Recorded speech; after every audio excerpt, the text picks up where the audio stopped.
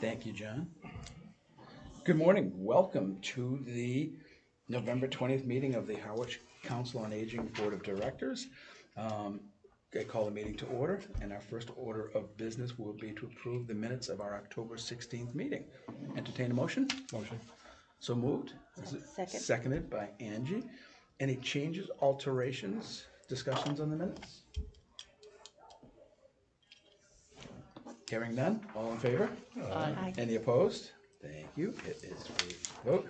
We are here this morning at the studio at the Harwich Community Center, and we have no general public with us outside of our friend from the Friends of the Council on Aging, Mr. Hamilton. I'm not sure if you qualify as public or friend of the board, so. I can. No, did you have anything you'd like to mention as we open up? No, Okay. I just thought it'd be useful for Absolutely. the friends to be here for. It is periodically. always a pleasure to have our friends from the Friends of the Council on Aging with us today. Okay, I'm gonna go right into our director's report. Julie? Okay, thanks. So first, just very quick announcement. I said I would share the news that the police department is doing a Coffee with a Cop event tomorrow morning at Roots Cafe from 8 to 10. So anyone in the community is welcome to come and just sit and talk with a police officer with any concerns or questions that you might have. They have decaf? I think they do have to. Are they buying?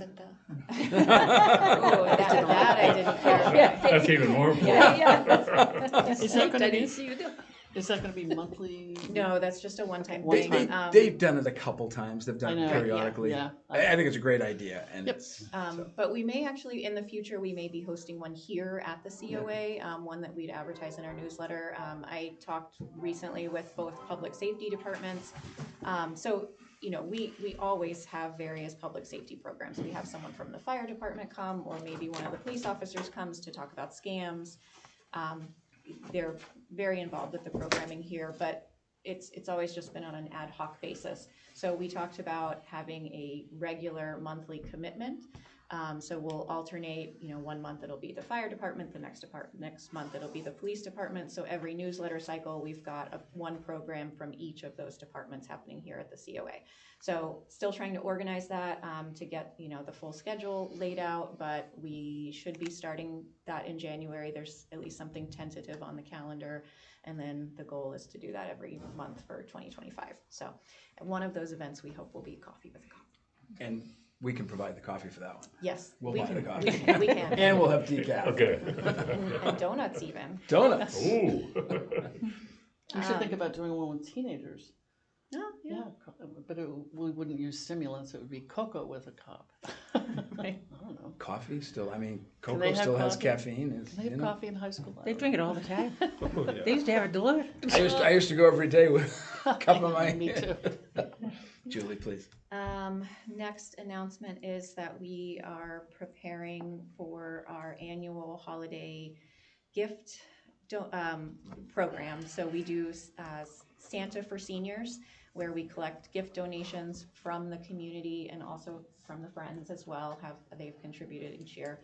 And then we distribute those gifts to seniors in the community who are either isolated or have very limited means, or both. Last year we served, I'm not thinking of the exact number, but I know it was at least 150 people, and that's been consistent for a couple of years now, that we're able to meet the needs of many people in the community. Julie, and we've had excellent support of the board helping deliver Yes. those, and I think it's really important. And Sheila, I just want to mention, there's an opportunity for some of the teens, Yeah. you know, to get involved. I know years ago when I had a youth group at one of the churches, that's one of the things that we did in the fall is we would raise funds, then we would go out and buy gifts, and actually at that time they went to the pantry. But a great opportunity for the teens to get involved in this. Yeah, we with that number of gifts, we obviously rely on literally dozens of volunteers for that gift distribution.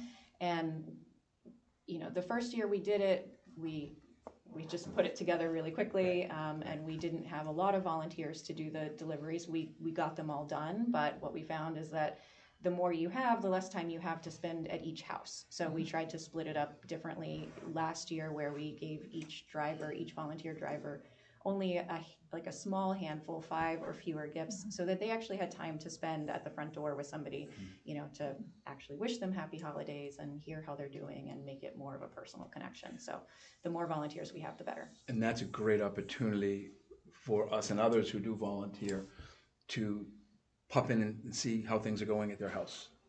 You know, and lots of eyes. You know, sometimes folks are shut in and they don't get out a whole lot. So it's a great opportunity for us to then check back in with the department and the staff, you know, if there's something that needs further assistance. You might want to contact Ed McManus at Interact about that, because kids are always looking for things to do around the holidays. Is he still the advisor to Interact? He was. Yeah, okay. He actually is involved with, we also do at almost the same exact time, we do a cranberry bread distribution.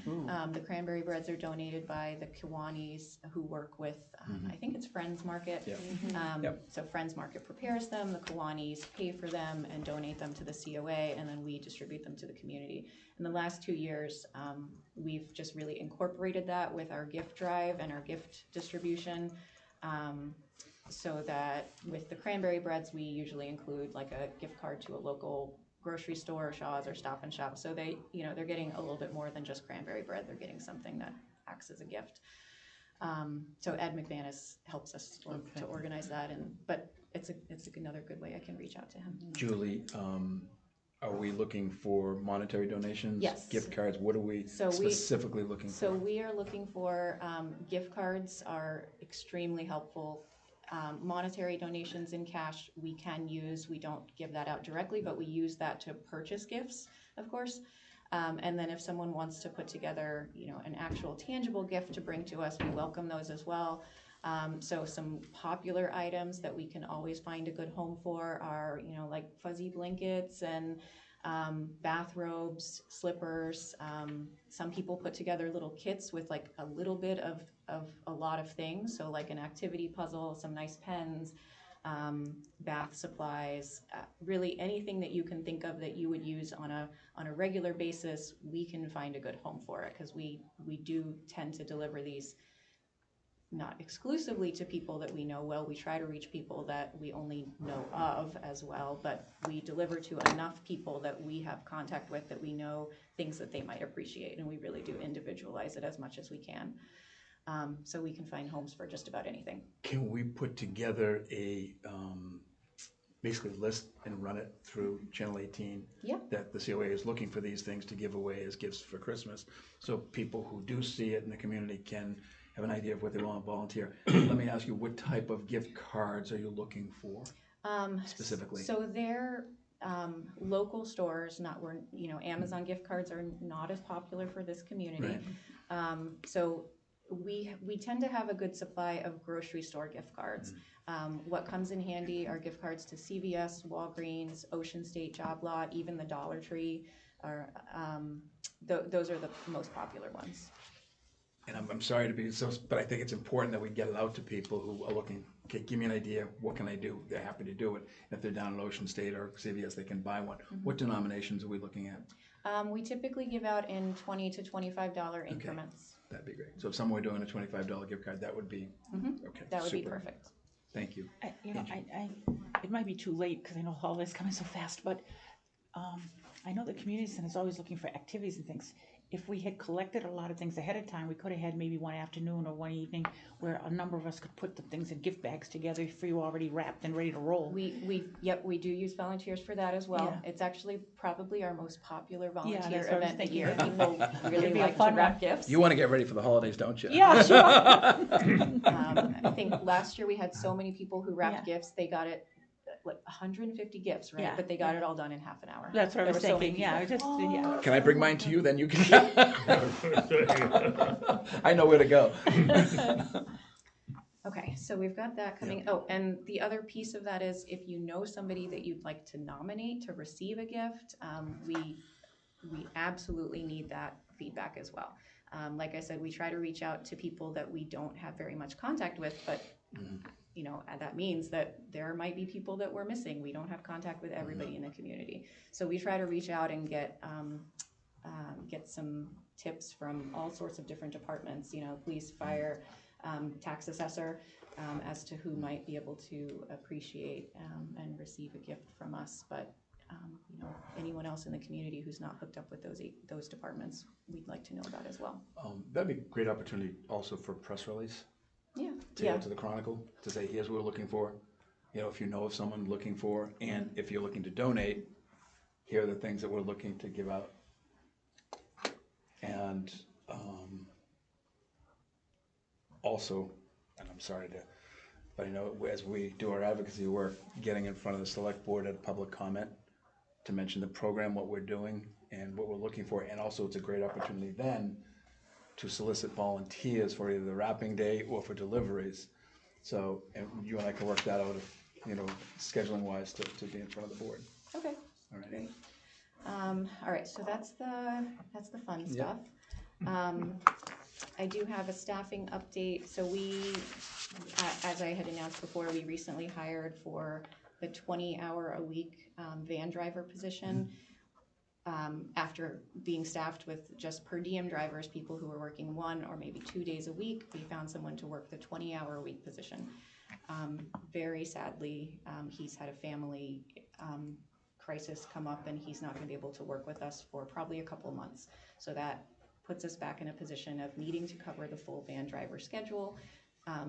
The 3 per diem drivers that we have right now are covering 5 days a week, so we haven't had to cut our van service.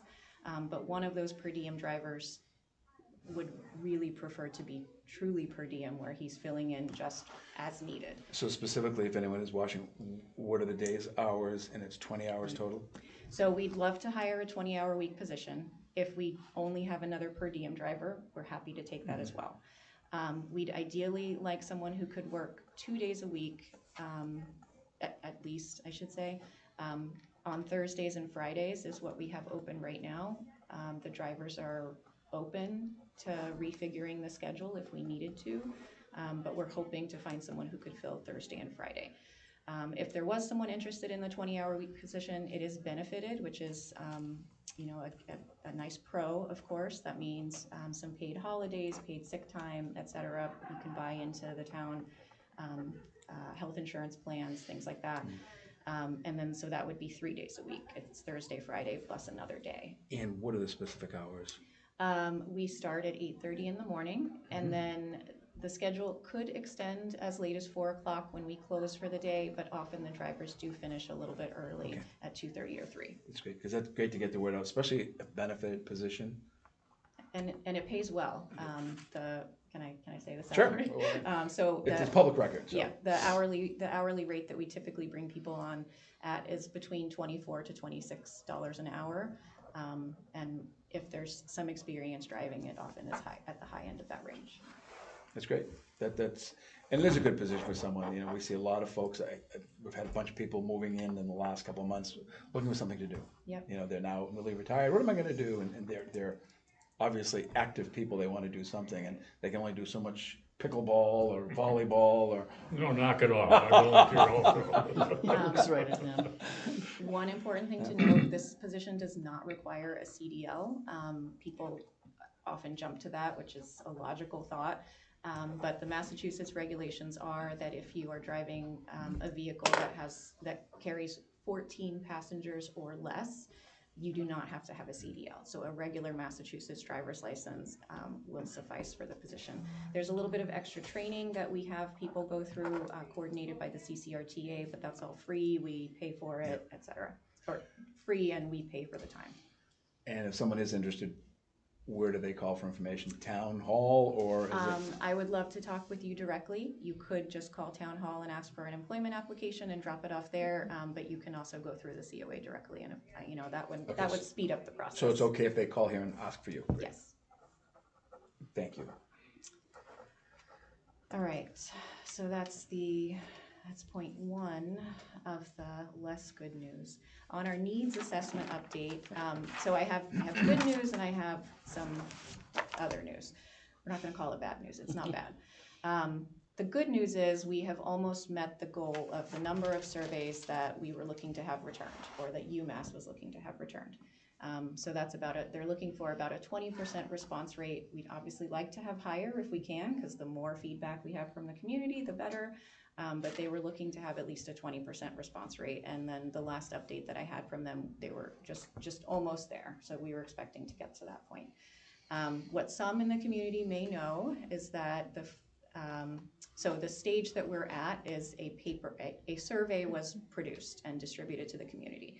Some people received a postcard saying that, well, I should say everyone who's 55 and up in Harwich received a postcard saying, we're doing the survey, this is a needs assessment, we'd love to have your feedback, and here's how you can complete the survey. You could do it online, there's a website or a QR code, you can call UMass and they'll go over the questions with you over the phone, or you can come to one of these locations within Harwich and pick up a paper survey. So the paper surveys that were distributed throughout the town were the correct version. Those who are 70 and up also receive automatically a paper survey in the mail to them about a week after the postcard comes out. So that survey that was sent out through the mail due to an issue at the printer, it was the wrong survey, or it was Wrong town. yeah, there were some questions that were ours that were for Harwich and some questions that were for Hanover. So they sort of merged two different files together when they printed. It's not exactly the explanation, but that's the short version. So that was obviously very unfortunate. It caused a lot of confusion in the community. We heard from a lot of residents. UMass heard from a lot of residents. We tried to, we talked as in detail with anyone who called us to explain what happened, to reassure them the correct survey would be sent out, but it's obviously confusing for people. So right away, the day that the first surveys were being received in the mail, we had heard about the issue. We contacted UMass the same day, let them know, and they turned around very quickly and did get the correct surveys sent out in the mail. So this was on a Friday that the first surveys were received, and that Monday is when the new ones, the corrected ones, went out in the mail. So it was handled as quickly as feasible. We did get some of the first version, the incorrect surveys, returned to us, so we know that just sending out the corrected version didn't 100% solve the problem, but at this point we do have more of the correct version surveys returned than the first version, so that the trend is in the right direction.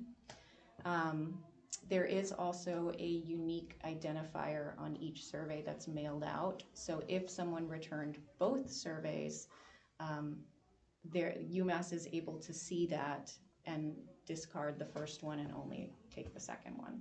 So if someone did return both, we'll take the right answers, in other words. So I think this has been, fairly well published in the community, but for those who watch the board meetings and maybe haven't heard this somewhere else, I thought it was important to just address it here and let everyone know that we are sorry, and that it is something that we handled as best we could. Comments from the board?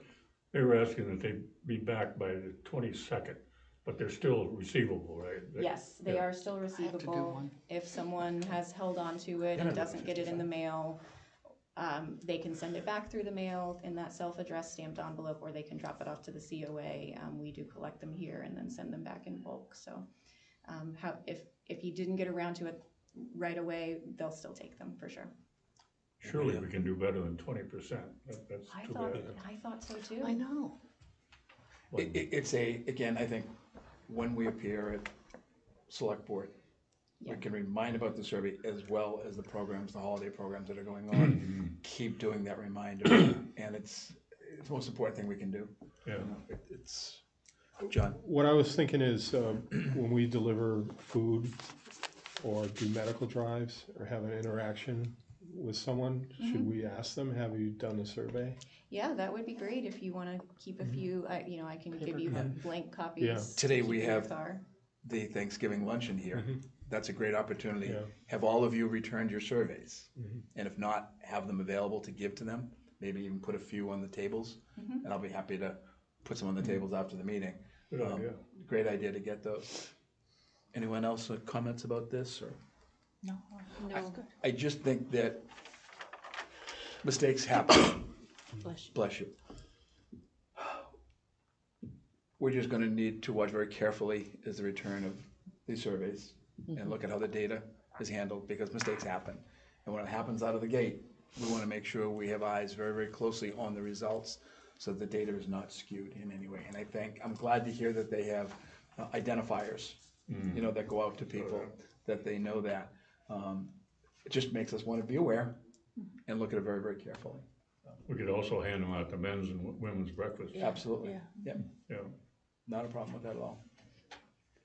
But thanks, Joey. And I understand you did address it the first day. I had gotten a couple of calls from folks, and Julie did get right on it and address it, and I believe they did address it right away as well. Yeah. So, Yeah, they thank you. I All right. have to excuse myself. Oh, Yeah. Sorry. Oh, I'm sorry. thanks, Bob. Touch base.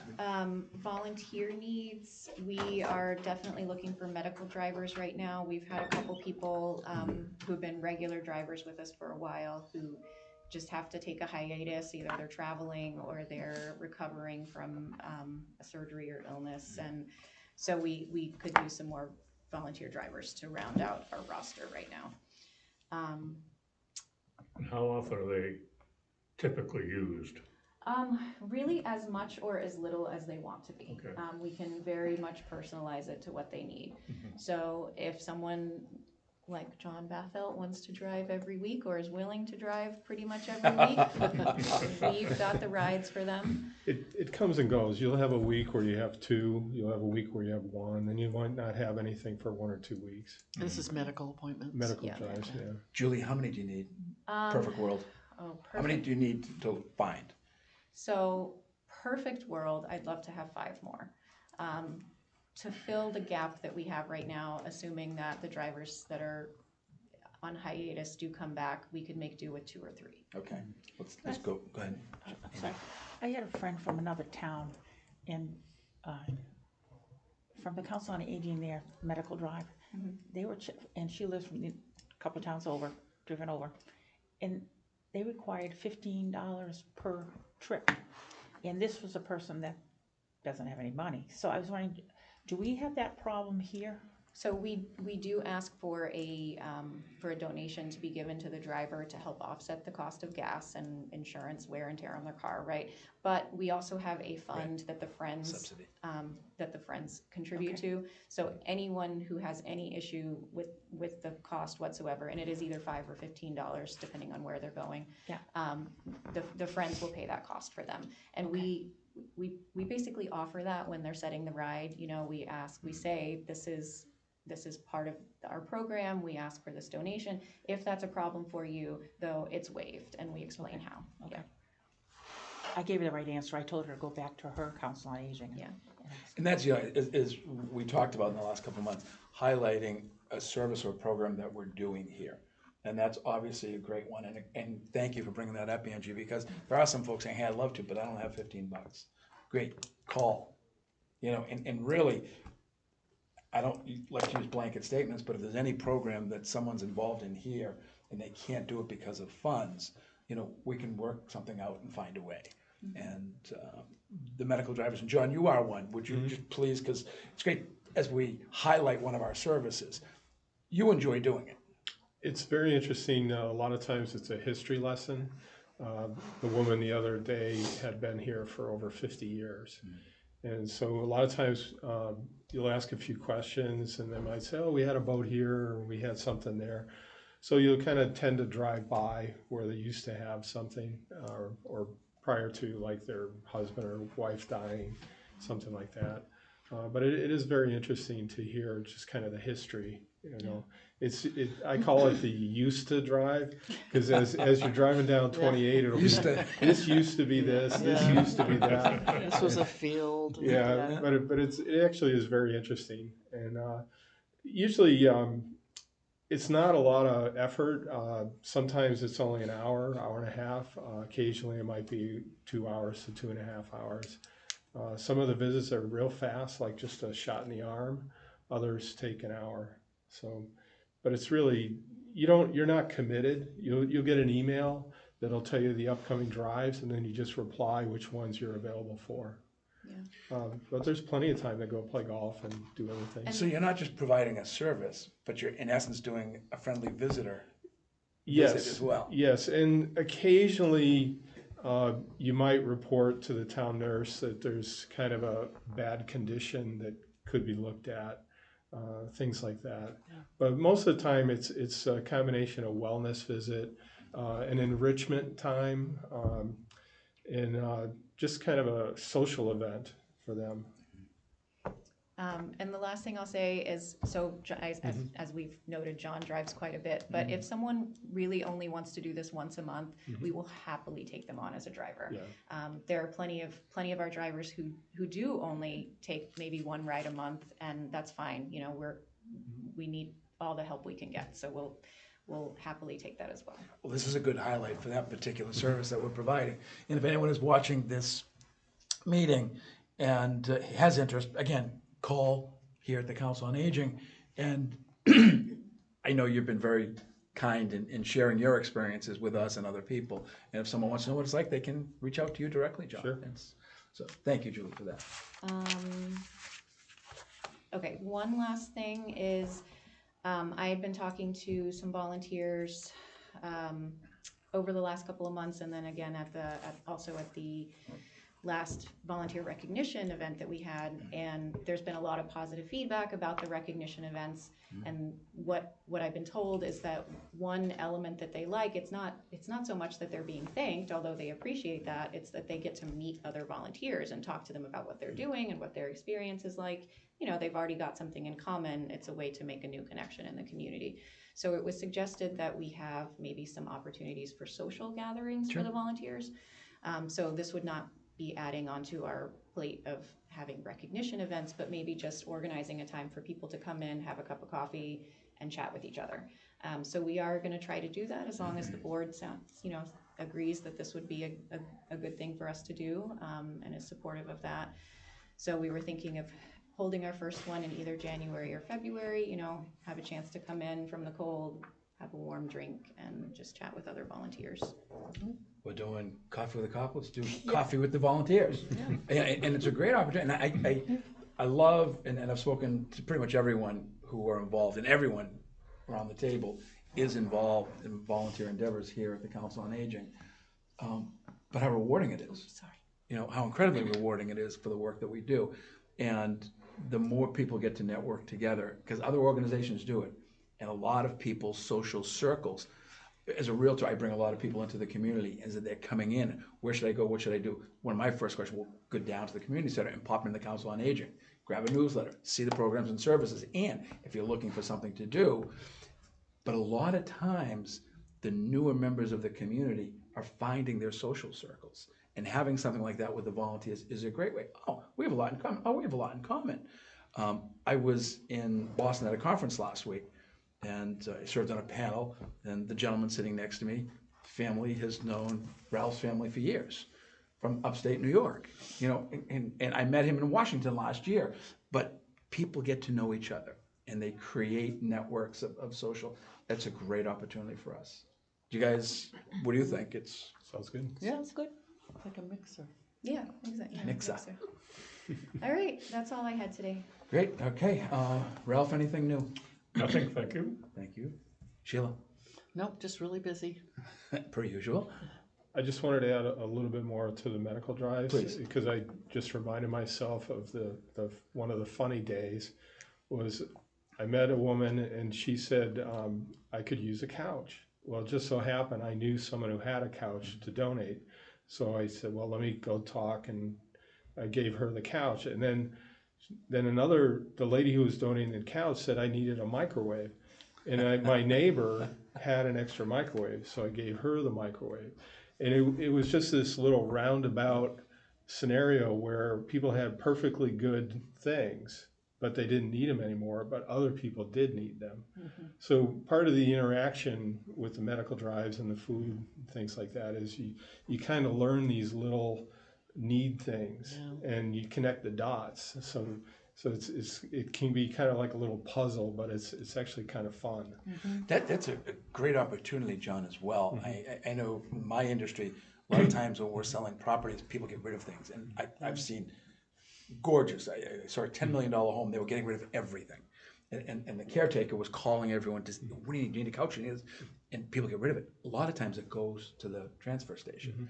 So it's a great opportunity to, if anyone's needing anything, get the word out, because we can fulfill those. We have it all the time. And I've just seen too many things end up at the transfer station that could have been utilized, because the treasure chest is only open 2 days a week. Habitat Restore only takes so much. The Second Glance Thrift Shop only takes so much. Which is actually, I did have one elderly person ask about getting to the treasure chest. So I don't know if it's possible, because it's on a weekend, to have some kind of outing or something. It was just funny to hear that they used to go to the treasure chest when they drove, but now they no longer drive. Yeah. If you haven't been to the treasure chest, it's an adventure. It is. We've been cleaning out stuff of our house, and I've gone a couple times, and they descend upon the truck. But I'd much rather see things being reused than taking them down into the transfer station. know. It's awful, and Yeah. stuff is good. Yeah. But you're right, that'd be a great outing to have, John. Council on Aging van is here. And just by the way, there's something called freecycle.org. Oh, yeah. Which Yes. is the same thing. Right. I've given more stuff away They're and amazing. in Yeah. turn gotten some stuff. Yeah. But I, like you, I hate to see stuff over at Oh. the transfer station. It's awful. It kills me Yeah. to see, and it's all good stuff. And somebody wants everything. Absolutely. There's nothing you can put out there that somebody doesn't want. I mean, if I'm building furniture, I will just have these little cut-off pieces of maple and oak and other hardwoods. I'll just make a barrel full of them, and within 15, 20 minutes of posting it, it's gone. Yep. Somebody is, like you said, someone is looking for something. Yep. And even just little scrap pieces of That's hardwood. good kindling, John, for the wood stove, for kindling. sure. Yeah. Freecycle.org. .org, thanks, Ralph, that's great. Wonderful. Oh, okay. Great. Linda? No, I don't have anything. I missed the last meeting, so I don't know. I don't No worries, we're glad you're here today. Angie? No, but wishing everybody happy holidays. Yep. And just as a reminder, again, the Thanksgiving luncheon is today here. We can check the tables, make sure we put some of those surveys out. But if anyone is around, pop and say hello to people. It's a great opportunity to see that, in addition to the volunteering that everyone does, it's nice to see the board popping in some of these events. So, Do we have a number of folks who are showing up today for that luncheon? Oh, yeah. No, I mean, do we know the number? So we have to cap it at 50, just based on what we can reasonably serve Right. in an hour. And yeah, it fills up quickly within 15 minutes. if you have a chance, if nothing else, stop in the dining